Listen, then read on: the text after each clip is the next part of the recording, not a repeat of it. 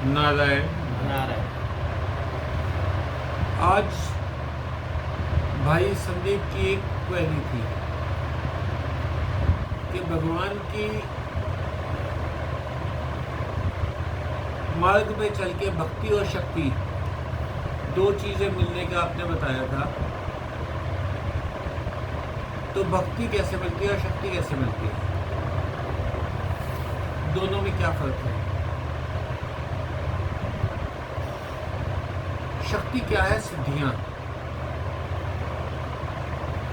खूब ठंड में रह रहे हैं तो आप अपने बदन को गर्म कर सकते हो, ये एक शक्ति है। एक जगह बैठे बैठे आप किसी भी जगह पे पहुंच जाते हो, ये एक शक्ति है। सामने वाला आपके मन मुताबिक काम करे, ये एक शक्ति है।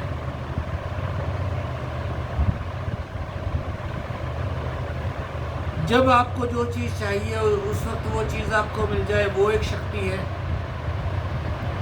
ये सिद्धियां आपको साधना से, तपस्या से मिल जाती हैं, दुर्लभ नहीं है। मैंने ऐसे ऐसे सिद्ध देखे हैं जो ऐसे करके चीज प्रोड्यूस करके हाथ में दे देते थे।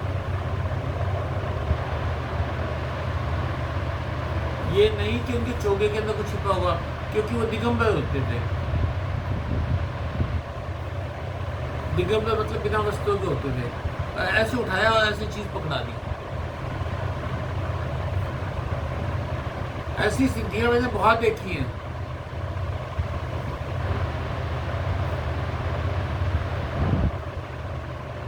इन सिद्धियों का नुकसान क्या है? आप सोच सकते हो इन सिद्धियों का क्या नुकसान है? भक्ति के मार्ग से कैसे भटक जाते हैं भक्ति के मार्ग से? और उसका मिसयूज होने लग जाता है, इसलिए कहीं ना कहीं। इसके अलावा एक और चीज है, आप जब भी आप में कोई कष्ट आएगा, आप उस कष्ट को झेलने की बजाय सिद्धियों से उस कष्ट को दूर कर दोगे, तो आपको वो कष्ट अगले जन्म में भुगतना पड़ेगा, जो इस जन्म में भुगतान होके खत्म होना था।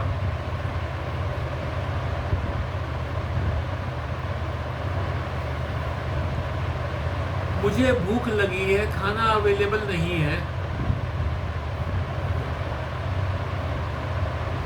मैं कहीं ऐसी जगह पे हूं जहां खाना नहीं मिल रहा,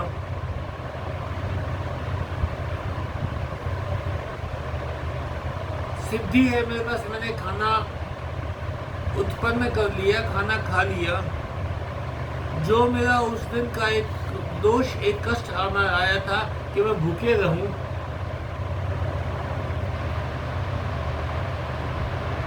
वो भूखे रहने का, हमें कष्ट भोगने का मौका नहीं मिला, वो हमारा अगले जन्म में ट्रांसफर हो गया।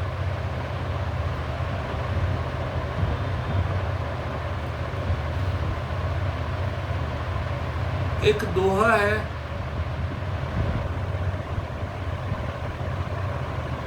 कबीर मन निर्मल भया जैसे गंगा नीर। कबीर मन निर्मल भया जैसे गंगा नीर, पाछे पाछे हरि फिरे कहत कबीर कबीर। भक्ति का ही यह फायदा है।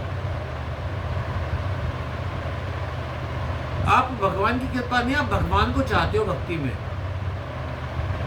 शक्ति में आप भगवान की कृपा चाहते हो।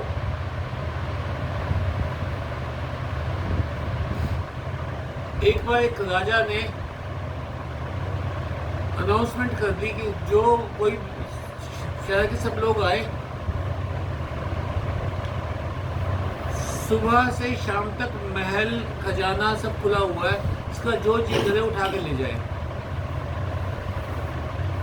कोई सोना उठा के भाग रहा, कोई चांदी उठा के भाग रहा, कोई खाना उठा के भाग रहा, कोई कपड़े उठा के भाग रहा, एक आधा शेयर फर्नीचर भी लेके भाग रहा। राजा एक कुर्सी पे बैठा हुआ था। एक बच्चा आया, उसने राजा का हाथ पकड़ेगा तो मुझे तो ये चाहिए।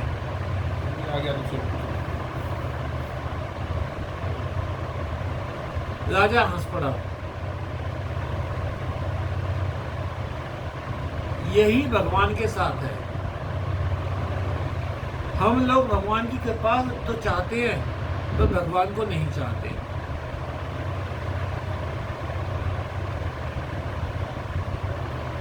तुलसीदास ने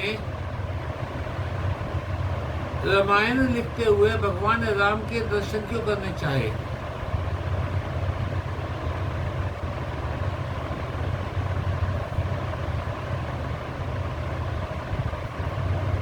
विद्वान थे, वाल्मीकि रामायण इनको याद थी,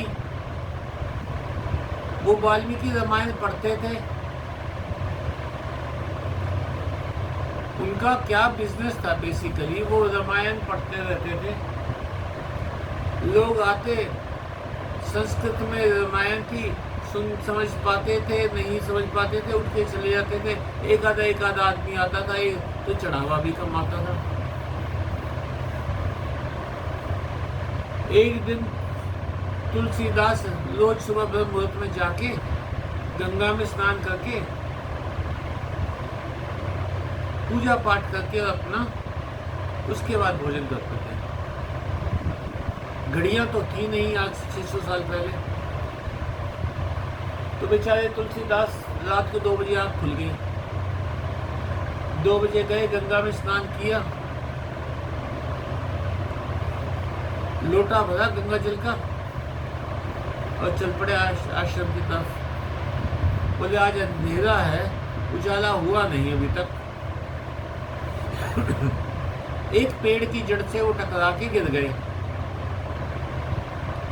उनके हाथ में क्या था? गंगा जल का लोटा। उनका नाम क्या था? तुलसी। वो पेड़ के ऊपर गिरे। पेड़ के ऊपर एक ब्रह्म राक्षस रहता था, उसको तुलसी भी मिल गई, उसको गंगा जल भी मिल गया, उसकी मुक्ति हो गई। वो मुक्ति होते हुए बोला, कहता जी आपने बाबा मुझे मुक्त कर दिया, आप क्या चाहते? कहते मुझे हनुमान जी के दर्शन कर रहे हैं। कहते आप जब पाठ करते हो, एक बूढ़ा सबसे पहले आता है, सबसे बाद में जाता है, सबसे पीछे बैठा होगा। कहते वो हनुमान जी हैं। वो गए, हनुमान जी के पांव पकड़ लिए, हनुमान जी ने दर्शन दे दिए। वो बोले कि ना मैं रामायण लिखना चाहता हूँ, पर जो श्रद्धा भाव, जो भक्ति भाव, जो मन के अंदर में भावना उठनी चाहिए, वो भावना नहीं उठ पा रही। जो मुझे दीवाना कर दे काम करने के लिए,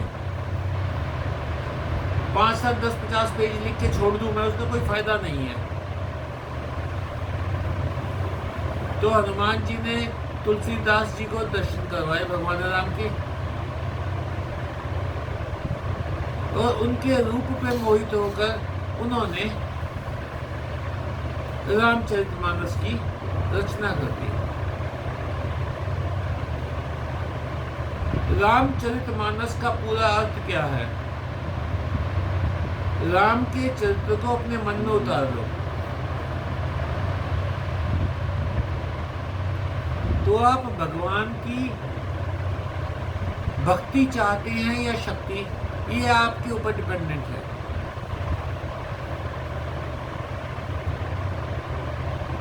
तुलसीदास जी की जो लिखी हुई रामायण थी, रामचरितमानस थी, तो वो उसका पाठ करने लगे।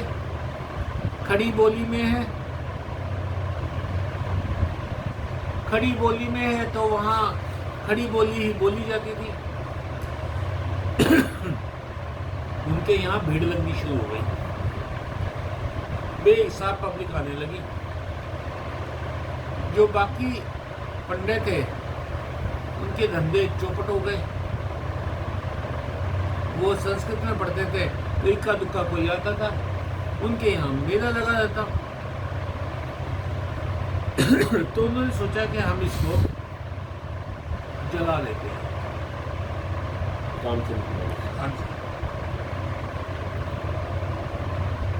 तो 2 पंडे रात को आग लगाने के लिए, जिस झोपड़ी में वो रहते, जिस कुटिया में रहते थे, उसमें आग लगाने के लिए चले गए। तो वो जैसे वहां गए ना, जैसे कोई छाया सी है जो चारों तरफ घूम रही है उसके। कहते मैं क्या छाया हो?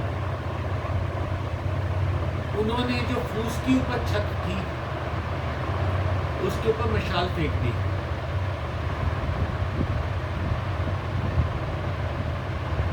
आग फैली, सिमटी, मशाल में गई और मशाल नीचे जाके गिरी। उन्हें समझ नहीं आया ये क्या हुआ। इतने में कोई लंबा चौड़ा सा व्यक्ति आया, उसके हाथ में हैंटर था और उन्होंने हैंटर के साथ दोनों की अच्छे से चिताई कर दी, पिटाई कर दी।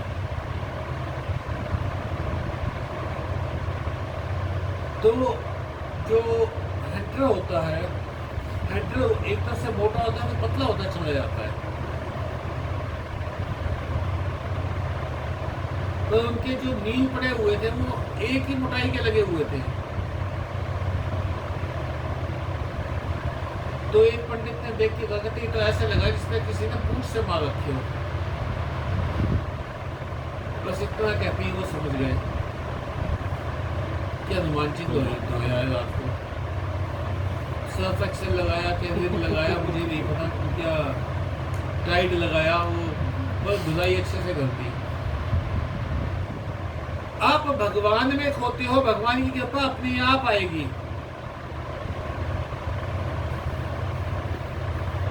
आप गंगा में उतरोगे, भीगोगे, अपने आप भीग जाओगे।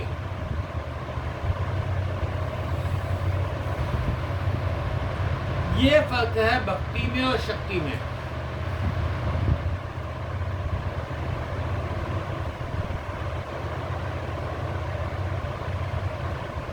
हम लोग क्या चाहते हैं, जब भी कष्ट आता है भगवान को पुकारते हैं, भगवान ये कष्ट काटो।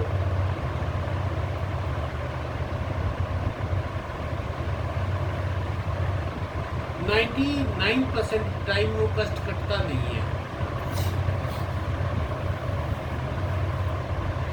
2 दिन तकलीफ देनी है कि 10 दिन तकलीफ देनी है कि 200 दिन तकलीफ देनी है, वो जो आया है वो कष्ट करके जाएगा।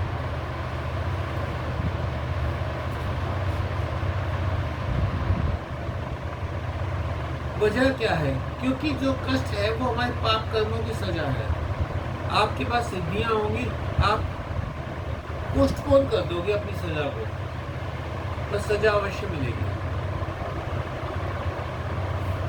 इसीलिए सत्यपति जितने भी बड़े साधु हैं, बड़े साधक हैं, वो सिद्धियां आती हैं तो वो त्याग देते हैं।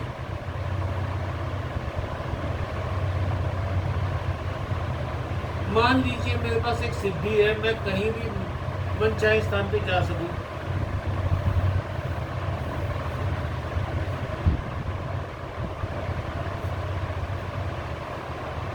तो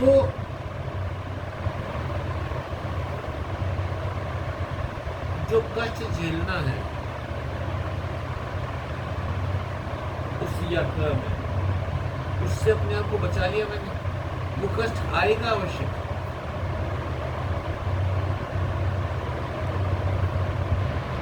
अब वो आप इसी जन्म में भोगना चाहते हो कि अगले जन्म में भोगना चाहते हो, आपकी मर्जी है।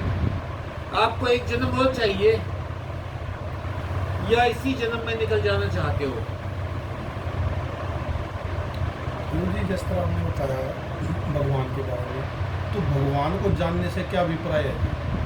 यानी मैं जो मेरे सामने मूर्त तैयार करी गई है, समाज ने तैयार करी है, मैं उसको जानूं या मेरे भीतर कोई छिपा बैठा मैं उसको जानूं? जो आपके भीतर छिपा हुआ है, मैंने कल या परसों भेजा था एक,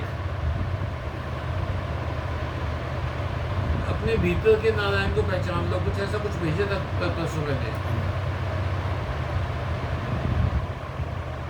मूर्ति तो एक जरिया है आपको भगवान के पास ले जाने का। और शुरू कहाँ से होगी? आपने कुछ अपने चीज तो आप भीतर देखना है। आपकी प्राण ऊर्जा क्या है? जो सीढ़ियाँ, सांस जो आ जाती है, जो सीढ़ियाँ जिन शक्ति की बात करते हैं, सांस भी है साथ। मतलब अगर ये इतनी भी क्योंकि भाई जी की अच्छी बातें नहीं है। सिर्फ बातों तक सीमित हो जाती है, नहीं, लेकिन इसको यदि जैसा प्रैक्टिकल लिया जाए बता ना, रहे हो आप, तो उसका अनुभव अलग है। अनुभव है। जबकि इतनी अच्छी नहीं है, तो ये प्रयोग में क्यों आई?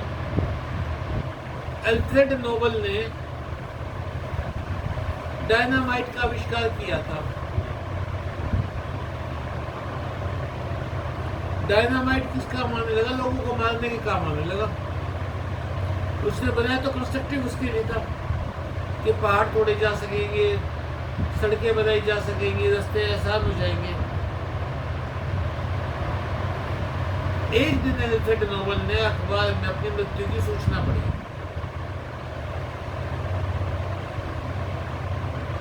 उसमें लिखा हुआ था विश्व विध्वंस के जनक अल्फ्रेड नोबल नहीं रहा।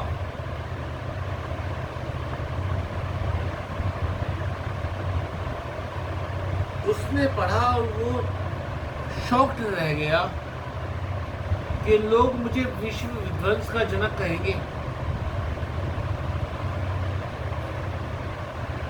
तो उसने अपनी इमेज सुधारने के लिए उसने नोबेल प्राइज शुरू किए। आज नोबेल प्राइज सब जानते हैं, पर ये नहीं जानते कि डायनामाइट का आविष्कार किसने किया था। जो कंस्ट्रक्टिव चीज थी उसका डिस्ट्रक्टिव यूज किया जाने लगा भाई। सिद्धियां भी जो थी वो किस लिए थी? कि आपकी साधना में रुकावट ना पड़े। पर जिसके पास भी सिद्धियां आई, मैंने अधिकतर लोगों को चमत्कार करके दिखाते हुए देखना शुरू कर दिया।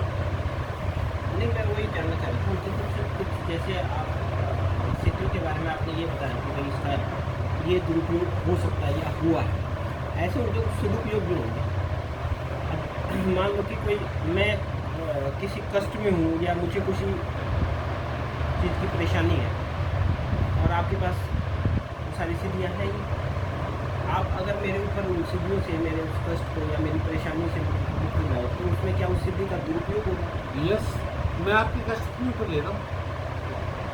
जो कष्ट आपने भोगना था मैंने सिद्धि से आपका कष्ट अपने ऊपर ले लिया। लेकिन मुझे कुछ सिद्धियाँ तो ऐसी हैं कि जो जिनसे दूसरे का ना तो हित हो सकता ना अहित हो सकता। अब साधना में लीन है और ऐसे स्थान पे है जहाँ बहुत ठंड है और उनसे साधना में किसी तरह का भंग ना पड़े, कोई दिक्कत ना आए, तो अपने शरीर को गर्म रखने के लिए सिद्धि का प्रयोग किया। तो क्या ये दुरुपयोग? ये भी दुरुपयोग है। तो फिर क्यों बनी ये चीज़? भगवान बहुत बड़े खिलाड़ी हैं। तुम्हारे हाथ में शक्ति देके देखते हैं वो तुम क्या इसका इस्तेमाल करते हो। तुम अपने घर में जो सत्य पथ का मानना है, जो काम तुम अपने घर में कर सकते हो, उसके लिए किसी और स्थान पे क्यों जाना? आपने सिद्धि पाने में 2 साल 3 साल 4 साल खो दिए। 3 साल 4 साल 5 साल आपने भक्ति में लगाए होते। अपने आप को गर्म करने वाली वो वस्तु क्या है? वो वस्तु है सिर्फ 3 कंबल। इनका मूल्य क्या है? 3 कंबल। स्वामी विवेकानंद उसके पास गए, साधु ने वो गंगा चल के उससे पार करके दिखा दी। तो भाई की सिद्धि की कीमत पता है कितनी है? 1 पैसा। जो नाव वाला उतरा ही लेता है। कितने साल तूने खो दिए ये सिद्धि पाने में? आपके पास सांसें लिमिटेड हैं, तो वो आप शक्तियां पाने के बजाय भक्ति में लगा दो, रास्ते साफ हो जाएंगे। आज से 35-36 साल पहले की बात है। मैं दावनगिरी में था। दावनगिरी में एक होटल था, मामास जॉइंट था या कुछ ऐसे नाम था उसका। तो हम नाश्ता करने चले जाते थे। कभी जैसे सुबह नाश्ता रह गया हमारा तो वहाँ नाश्ता करने चले। वहाँ एक बोर्ड लगा हुआ था, तो उस बोर्ड के ऊपर पोस्टर पे लिखा हुआ था कहते मैंने अपने जीवन को पीछे मुड़ के देखा तो 2 जोड़ी पाँव के निशान थे, पर जहाँ जहाँ पाँव मुसीबत मेरे ऊपर आई जीवन में, वहाँ एक ही जोड़ी पाँव के निशान थे। तो मैंने भगवान को कहा कि तूने उस वक्त मेरा साथ छोड़ दी जब मेरे ऊपर मुसीबत आई। कहते ध्यान से देख, जहाँ एक जोड़ी पाँव के निशान है वो मेरे पाँव के निशान है, तेरे पाँव के निशान नहीं है। मैंने तुझे गोद में उठा लिया था।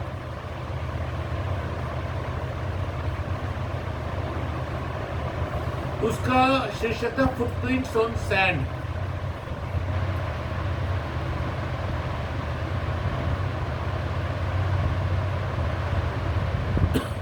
आप कष्ट को एंजॉय करो।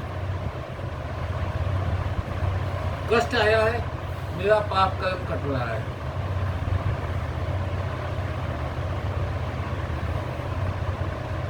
जितने हमने पाप कर्म संचित कर रखे हैं वो एक ही जीवन में काटने का एक ही तरीका कि आप भगवान के साथ काटो।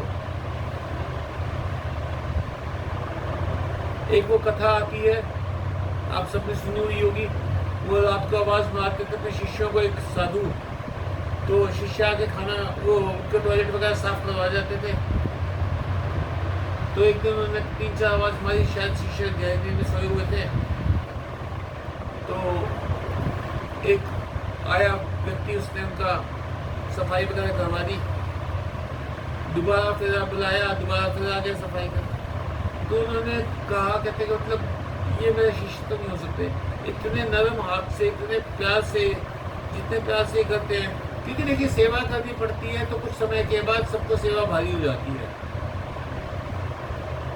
परसों मैं किसी महात्मा का मैं सिर्फ सत्संग सुन रहा था, तो उसमें आया हुआ था, कहते आप श्री प्रेमानंद जी का था शायद, कहते आप 6 महीने के लिए लकवाग्रस्त होकर बेड पे पड़ जाओ, तो आपके पत्नी बच्चे भी कह देंगे इसकी मिट्टी समेट लो।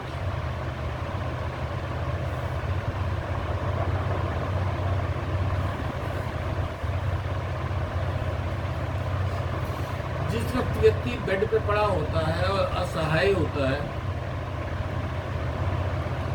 उससे बड़ा दुख कोई नहीं होता। तो हमें क्या पाप अंत के लिए इकट्ठे करने हैं? क्या हम तुम्हें सारे पाप इकट्ठे भोग लें? उसको क्या कहेंगे जी? जैसे वो अंत समय में एक व्यक्ति लंबे समय के लिए उस पर पड़ा है, सही है, वो अपने सारे पाप कर्म काट रहा है भाई। उसके बाद उनकी मुक्ति हो गई है, मोक्ष हो गया। वो जानते हैं, अपन क्या जानेगा। क्योंकि मेरे पिताजी बहुत लंबे पीड़ा से तकरीबन यूँ लगा लो जी ठीक हो गए थे। फिर उसके बाद बेड में पकड़ा तो उन्होंने जी मतलब वही आपको वाली बात है नहीं, बस इस तरह वैसे भगवान अब मेरे बस का तो है नहीं कुछ कर सकता, तो परमात्मा इनकी मिट्टी क्योंकि उनको बेड सोल पर बोलती है। ऐसा है भाई, मेरे पापा को भी ऐसे हुआ था, समझे। पहले भी इतना सा था, अगले इतना हो गया, पिछले इतना हो गया था। दीपक के फादर भी ऐसे हुए, 10 साल बेड पे। किशोर चंद्र हम लोगों ने विशाल से डॉक्टर आया, उसने पट्टियाँ भी दे के गया, बहुत महंगी पट्टी थी, शायद 3-4 हज़ार रुपये की एक पट्टी थी, वो दे के गया, कुछ नहीं हुआ। हवा वाले बेड, पानी वाले बेड, सब सारे कुछ बदल बदल करते थे, कुछ नहीं होता कुछ नहीं। भाई ये सारे कष्ट हैं, ये जो कष्ट हैं ये आपके पाप कर्मों की सजा है। और एक बात नहीं समझ में आई गुरु जी, मैं आज तक मैं इस बात में बड़ा मतलब अंदर में से एक अड़चन सी महसूस करता हूँ। जिस टाइम मेरे पिताजी अंतिम समय में थे ना जी, तो लास्ट के 4 दिन उन्होंने बोलना छोड़ दिया जी, बिल्कुल भी नहीं। तो वो थोड़ा सा भी पैर हिलता था ना जी, उनके कैंसर की प्रॉब्लम ज़्यादा बढ़ गई थी।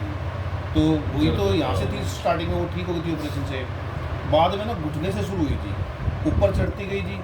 तो अगर वो थोड़ा सा भी पैर हिल जाएगा तो हमारे इतनी जोर की चिल्लाए दर्द कराएगा, तो इसकी कोई अता नहीं है। लेकिन प्राण त्यागने से ठीक 3-4 दिन पहले उन्होंने बोलना छोड़ दिया।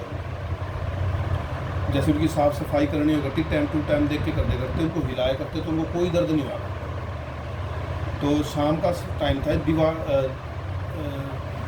4 दिसंबर की बात है, रात के समय छोटे वाले भाई का जन्मदिन था। तो अब ऐसी परिस्थिति में क्या जन्मदिन होगा। तो भाई बोला, कह रहा मैं सोने के लिए जा रहा हूँ भाई, अब अगर कोई बात हो कोई बोलो आवाज़ मार दूँगा। मैंने ठीक है। जान से पहले उसने पापा की तरफ देखा तो पापा की आँख में आंसू थे। जो आदमी मौन पड़ा है जिसका कोई हलन नहीं, कोई चलन नहीं, कुछ नहीं। उसने पूछा, बोला पापा दर्द हो रहा है? पता नहीं कितनी शक्ति इकट्ठी करी होगी जी वो हरकत करने के लिए, बस ऐसे सर हिला जी। और इतना कहते हैं ना, वो रोने लग गया। वो रोने लग गया। मैं बाहर से खड़ा ना अचंभे से देख रहा हूँ जी। भाई 3 दिन से पापा बिस्तरे पे हैं, बिल्कुल हिल नहीं रहे, डुल नहीं रहे, और इन्होंने कितनी ताकत लगा के सिर्फ एक गर्दन हिलाई हंकारा वरना से। और उसके तुरंत बाद में उनके चेहरे पर एक स्माइल आई जी, और मुँह खुल गया। मेरे को ये बात नहीं समझ में, ये क्या हुआ जी। और ऐसा लगा जी जैसे मैंने जाते हुए देखा, क्योंकि और कोई इस बात को दूर से खड़ा होकर देख नहीं पाया, सब भाव में थे, क्योंकि सामने कोई घर का पड़ा हो तो जी। लेकिन मैंने इस चीज़ को ना बिल्कुल इस तरीके से देखा, मेरे को बड़ा अजीब सा लगा, जैसे मेरे को ऐसा लगा जैसे मैंने जाते हुए देखा उनको। कौन उत्तर देगा इस बात का? मैंने तुम्हें पढ़ा रखा, बता रखा, लिख के दे रखा भैया।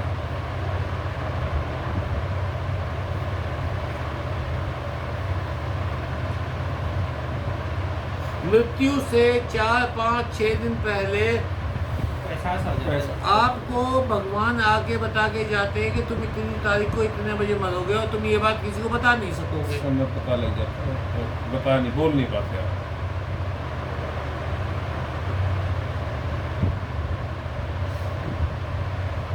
मैंने सैकड़ों केस देख लिए, उन्हें ज्ञात होता है कि तुम मरने वाले हो।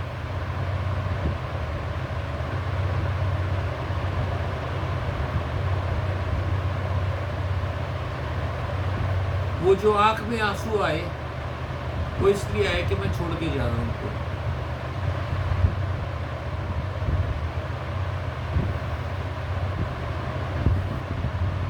आज तक सिर्फ 2 ही व्यक्तियों ने बताया है, जो मेरी जानकारी के अनुसार, कि भैया अपना टाइम आ गया है।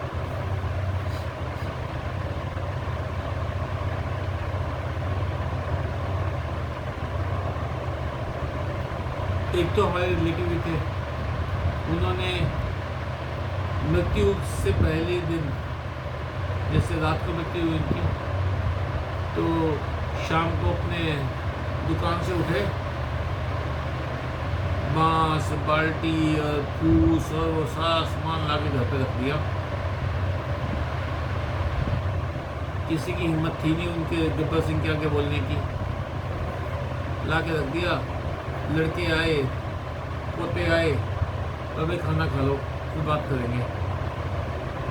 वो ना कहना जानते नहीं थे, ना बेटे ना पोते। खाना खा लिया, सबने बुला लिया, इसके ये लेने ये देने के। तो पिताजी आप बैठे तो धमका के बोलेगा, सुन लो बात करिए, ये मैंने बइया बना रखी है, इसमें क्या लेना है क्या देना है, किसके क्या शगन जाएगा, किसके क्या शगन आएगा, वो सारी चीज़ लिख रखी है इसके अंदर। बोल के नहीं बता रहे, मतलब साइन करके चल रहे हैं। ना सबको बताया तो सारी बात, पर ये नहीं बताया कि मैं मरने वाला हूँ। हाँ वही बात है ना जी, वैसे तो बता नहीं पा रहे किसी को, तो साइन कर रहे हैं। हाँ। तो ये चीज़ ऐसे कर लीजिए। हाँ, सारा करा के कहते हो ना, ज़्यादा भगदड़ मचाने की जरूरत है नहीं, सारा सामान ना बाहर गोदाम में रखा है। चलो भाई ठीक है, राम राम करके प्लान छोड़ दिए। अब बताओ इसको क्या कहोगे? आपको पता लगे कि 3 दिन आपके जीवन के अंतिम बचे हुए हैं, आप क्या क्या करोगे? प्रॉपर्टियां नाम करवाओगे? रजिस्ट्री तो बंद रखी वैसे तो शुरू हो गई।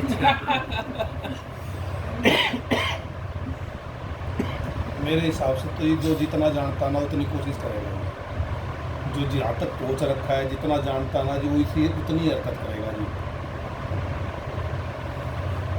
अगर किसी को व्यापार में होगा तो वो व्यापार के हिसाब की चीज़ें इकट्ठी करनी शुरू करेगा जी। मतलब इतने लंबे समय में आपने जितनी भी चीज़ें बताई, मुझे लगता है कि एक चीज़ विशेष ध्यान रखनी चाहिए कि इतना ही अगर उसने एहसास दे ही दिया है उन्होंने कि भाई आपका समय है, तो ये सारी चीज़ें तो गुण हैं, स्वाभाविक सी चीज़ें हैं। अपने परिवार से डिटैच जितना हो सकते हैं डिटैच होना चाहिए, प्रभु में रहना चाहिए ताकि आपका रास्ता सारी चीज़ कंक्लूजन यही तो आ जाता है। तो तुम उस समय के इंतजार क्यों कर रहे हो? अभी से क्यों नहीं शुरू करते भगवान में ध्यान? नहीं भाई, वो गीता में यही तो है भाई, जो अब करोगे अंतिम समय में वही करोगे जिसकी तुम्हें आदत बता दिया पड़ेगी। तुम्हारा समय निकट है। किसी का 2 साल में, किसी का 5 साल में, किसी का 10 साल में, किसी का 20 साल में। गीता में यही तो समय कहते बहुत हैं है, भाई, तुम्हारे अभी से शुरू ध्यान करना शुरू कर दे तो अंतिम समय में वही करेगा जो अब आदत पड़ अब गई। जो कर रहे हो व्यापार कर रहे हो तो अंत समय में वही करोगे। व्यापार आप हाँ। कैसे एकदम से हाँ, मैं यही कह रहा हूँ। वही ध्यान में तो वो वही आपकी आएगा। आदत तो वही रहेगी ना। तो अभी ध्यान करना शुरू आपको कर एक दो तो सच्ची घटना बताता हूँ, जैसे बैठे आप बैठे जानते भी होंगे कुछ लोग तो मैं जान- डेली वो जो गुरु जी ने गीता दे रखी, मैं डेली उसका ना 1 अध्याय 2 अध्याय जो आज तक भी रूटीन है, उस दिन से मैंने छोड़ा नहीं। इनके पड़ोस में ही है। आपने कर्मशील रहते हुए इन सारी चीज़ों तो उसमें भी ये सारी चीज स्पष्ट लिख रखी है, तू अभी से मुझे ध्यान करना शुरू कर दे, अंतिम समय में वही करेगा इंसान जो अब तेरी आदत पड़ेगी। आपने कहा कर्मशील रहो। बस कर्मशील ही है, अटैचमेंट तो कुछ अब नहीं। एक राजेंद्र गुप्ता नहीं थे आपके पड़ोस में? कर्मशील रहना है आपने कहा। बाजार में, जो होली बोल रहे हैं ना? हाँ हाँ, बाजार में पत्रकार थे वो। हाँ हाँ हाँ हाँ जी, पीयूष के फादर, पीयूष के दादाजी। दादाजी। पीयूष रजनीश के दादाजी। हाँ जी। रविंद्र के पिताजी।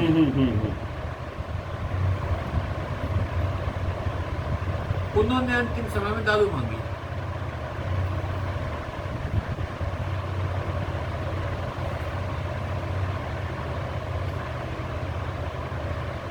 क्योंकि सारी जिंदगी दारू के साथ रहे।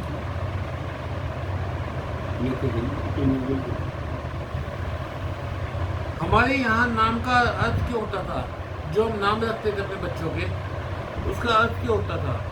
अब तो रिहान, जियान, अहान, युगान, तो युशान। राम में भी राम का नाम कहीं ना कहीं जुड़ा रहे, अब राम का नाम इस बात में एक कहीं ना कहीं। व्यक्ति था, उसने अपने व्यक्ति में वो चरित्र आ जाता हाँ। है। नहीं चरित्र नहीं आए कि जितनी बार बोलूंगा ना जितनी राम का बार नाम राम का नाम उच्चारण ले जाएगा।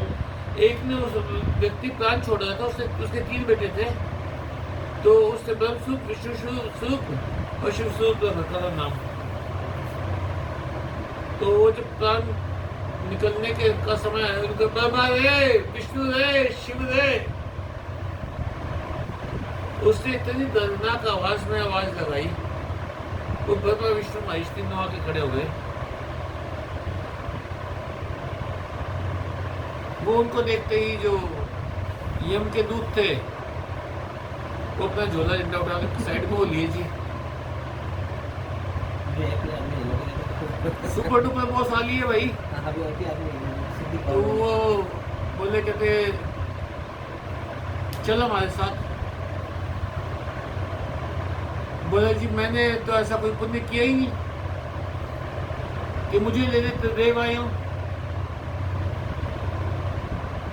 तो कहते जिस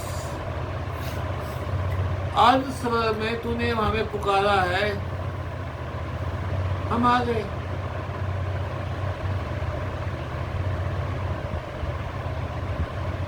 और अब देव दर्शन कभी खाली जाता नहीं, इसलिए तुम्हें मुक्ति दे रही है।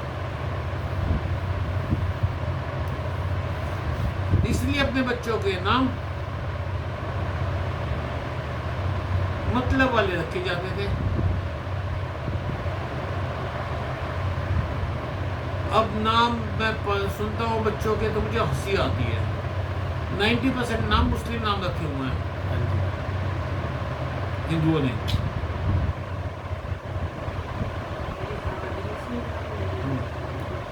बहुत रखे हुए हैं। मेरे मौसी का लड़का है, उसने लड़की का नाम रखा डेजी। वो बर्थ सर्टिफिकेट बनाने के लिए जीन में हुई थी, वो मेरे को दे दिया। तो उसमें नाम ना बुलाया दी थी और के नाम माना नहीं मैंने, बल्कि 15-20 दिन बनवाया नहीं उसका बर्थ सर्टिफिकेट। मैं यार नाम चेंज करवा ले, तो ये कोई नाम थोड़ी ना दे जी, क्रिश्चियन नाम तो कैसे रख रहा है, माने नहीं। ठीक है भैया, मेरे दादाजी का नाम था जी गुनिया राम, और उनको ना अस्थमा की प्रॉब्लम थी। वैसे उन्होंने ज़िंदगी में एक नशवार के सिवा ना कोई नशा नहीं कराया। नस्वा छोटा में सब मेरे लिए वो तो मारते कहते करते भाई ना बंदा ठीक मार बोलता ले, है ये नशा तो सिर्फ नशवार इस्तेमाल करा करते जी, नहीं तो कुछ नहीं। और वो ना सूंघते तंबाकू लेके ना सीधा तंबाकू लेके सूंघते थे पाउडर बेस में होता है। सारी नसों को खोल देगा। अब वो तो तो सलेटी सा पाउडर होता है, सलेटी सा पाउडर अब होता है तो वो। काफी कम हो ब्राउन गया। सा, पहले बूढ़े ब्राउन सा सफेद और सारे सारे वो डिब्बी होएगा थी। हाँ जी, बूढ़े बूढ़ी वाले के लिए नस्वार सूंघते थे। तो वो डरा बहुत करते जी, मरण के नाम से डरा करते जी। और उनको जैसे उनका सांस रुका करता ना जी, वो सारा इकट्ठा कर ले करते, वे संदीप रे, बोलू रे, वे सतीश रे, राजू रे, सबको इकट्ठा कर ले करते। और थोड़ी देर उनको मसल मुसलते करते अच्छे से जी, और पंप मारते करते वो ठीक हो जाते। लेकिन जब वो गए ना जी, जिस समय कोई आवाज़ नहीं, कोई चिल्लाट नहीं, वो लेकिन उनका ये था जी 24 घंटे में से मेरे देखे जी उन्होंने 20 घंटे ना राम राम और राम रहे करती थी।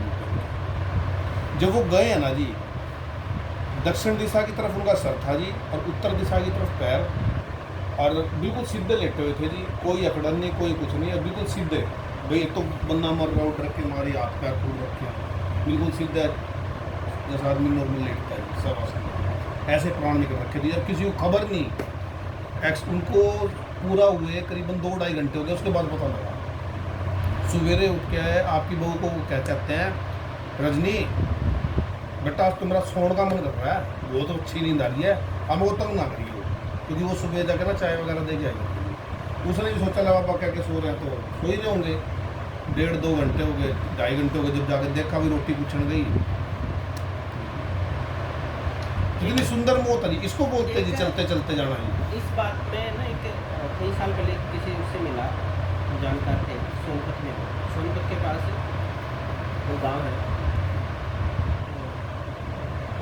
वो 24-25 साल का ही लड़का है, लेकिन उसके नाना नानी जो थे, उसके नाना काफ़ी आध्यात्म में भी थे, तंत्र साधना में काफ़ी एडवांस थे उसके। और शायद मुझे लगता है उन्होंने शरीर छोड़ने से पहले शक्तिपात करके उसको सारी की सारी उसको ट्रांसफर कर दी। 24-25 साल का था, उसके अंदर अथा सारी सिद्धि आदि सब आई हुई थी नेचुरल। उसका कभी कोई पूजा पाठ या कुछ नहीं करता, लेकिन उसके अंदर थी ये सारी बातें, तो मैंने देखा हुआ। तो वो बता रहे थे उसके नानी का नाम था मूर्ति, और जैसे आज है वो उनका स्वर्गवास हो गया। उसके नाना को लेके उन्हें तो मरना नहीं चाहिए, उन्हें मर नहीं सकती, और जब उसके ऊपर फटाफट किसी की बात सुनेंगे तो गेहूँ कुछ अनाज इकट्ठा किया, फटाफट मैंने चारों दिशाओं में वो कर दिया, बंधन सा लगा दिया, बैठ गया आराम से। समझाने लगे भाई मुझे ठीक नहीं है, लेकिन तो परमात्मा का ये बोला ना, ये जा ही नहीं सकती अभी, सारा टाइम है, तो गलत है, हम हो सकते हैं। 7-8 घंटे बीत गए उठ कर बैठे। उसी कड़ी में एक दूसरे नाम की मूर्ति थी, वो एक्सपायर, उसका नाम भी मूर्ति था, इसका नाम भी मूर्ति था। ये चीज़ तो जीवन में भी देखी है जी, अपने उस तरफ परली तरफ में, और सिर्फ कॉलोनी के डिफरेंस के नाम से उनसे मिला हुआ मुझे, कॉलोनी के डिफरेंस के नाम से बंदा सिंह जी, उसके उसमें वायरस आया हुआ है। SMS आता है ना ऊपर से कि तुम आप पहुंचो, गलत एड्रेस पे उसकी भी वो 6 की जगह 19 लिख दिया होती थी। उनसे बताया उसने बात, उनकी नानी कि ने बताया, गलत को ले उन्होंने आए कहा कि बोले मेरे को इतना उसको ज़्यादा ध्यान नहीं था, बोले मुझे इतना ध्यान है कि यूँ कह रहे थे, बोले इसमें फटाफट छोड़ गए, तो इसका शरीर है वहाँ, तो तुम गलत ले आई, बोले इतना मेरे को। हाँ ये बात तो जी वहाँ पे मेरी दादी की जेठानी थी ना शरीर है, जी, उनके साथ भी हुई थी जी। उनको एवज में 25 से 30 साल एक्स्ट्रा मिले जी, 105 साल के हो गए हैं वो। यहाँ ही सहारा आके उठ के बैठ गए जी गड्डी बोनस मिल में। गया। अटैक आ गया, बाकी जेल होते मतलब मैं वो मेरे को मारना है 6 से 10 से तो उनको तो बाद में पता चला, भाई छोटा ही भाई का बड़ा दूरी रहता है, वो लेके गया फटाफट, डॉक्टर ने जवाब दे दिया कि बॉडी है ले लो, भी बोला उसको, बड़ा छोटे वाला क्या वो बैठ गया वहीं पे, बोला मैं क्या करूँ, उसको यूँ बोला कि ये तो हो गया और इसको ले जाओ। तभी मामा जी थे ही अंदर, मामा जी ने कुछ डॉक्टर को अभी की कमाल गई होता है, वो पर्चरी हो देते हैं, सब कुछ करते हैं, लेकिन एक बार वो कोशिश करो। तो उन्होंने दबाया, पूरा 1 घंटा उनका लग गया, उसमें आ गई सांस। और वो उठ के कहते मैं तो भगवान के घर से वापस आया। और कुछ नहीं था उसने, ऐसा कुछ और तो कुछ नहीं था कि भगवान के घर से वापस आया। नारायण बंद। आपने तिलक